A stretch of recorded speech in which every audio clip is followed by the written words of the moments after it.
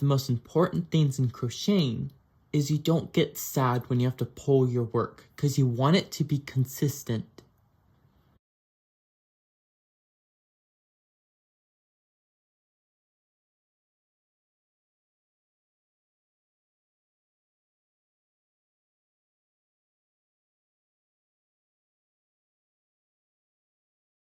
So let's make another slip knot. Draw a circle. Whoops. Okay, let's start over. So you draw a circle, you flip it,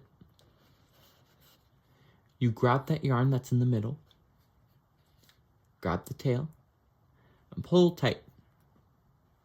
Then you grab your hook, put that in, and then tighten, but not too much. So let's continue doing a chain stitch. Practice makes permanent. Alright, so you're gonna hold the yarn with your left hand and you hold the hook with your right hand.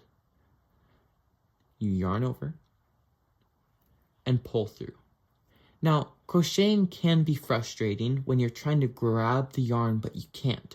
So just do it slowly